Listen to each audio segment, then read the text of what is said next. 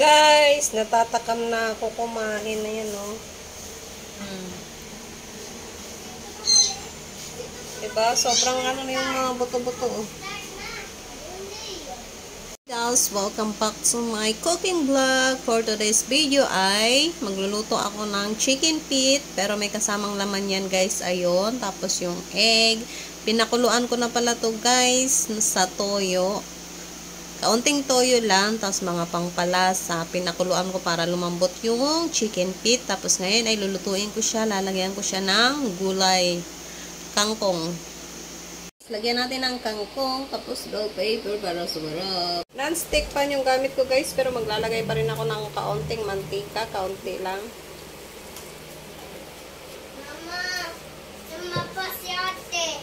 Sobrang ganda niyan, guys, nung pan na yan. Oo. Sumapasyate. Lagyan ako ng bawang.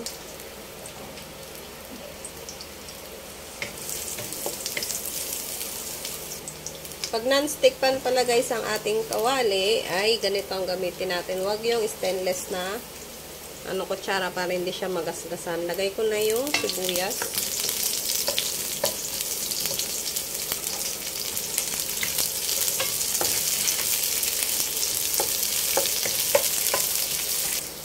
Lagay ko na yung ating pinakuluang chicken feet.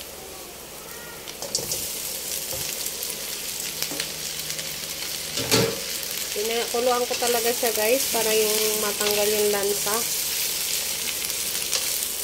Sinama ko na rin tong pinakulo tong laman.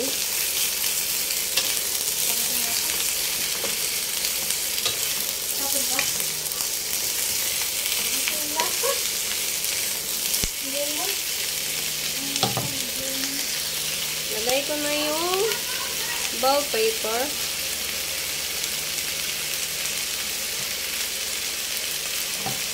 Haluin ng very light.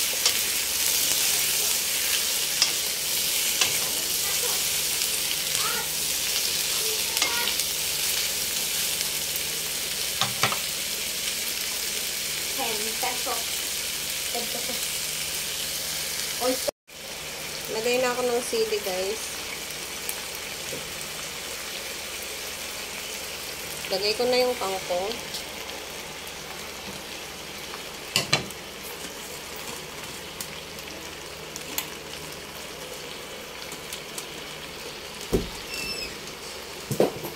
Ayan na, umano ka na doon.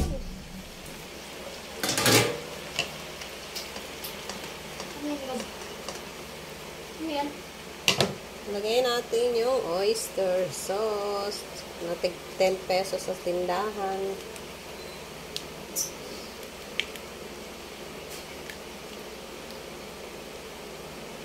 Mukha lang napakarami ng kangkong, guys, pero kaunti lang yan. Hawakan natin yung hindi ko mahalo. Oh my God.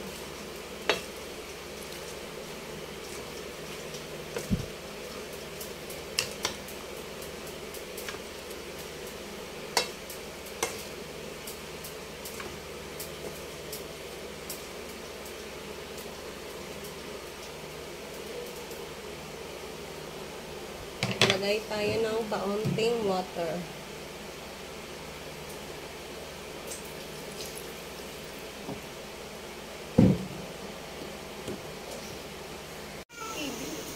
Try na natin, guys. What? Ayan na siya. Ang ating chicken feet with gulay.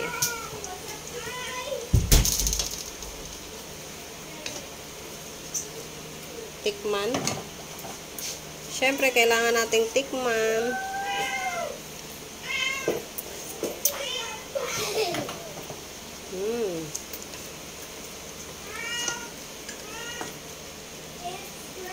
Yummy na siya, guys. Hintayin lang natin maluto yung gulay.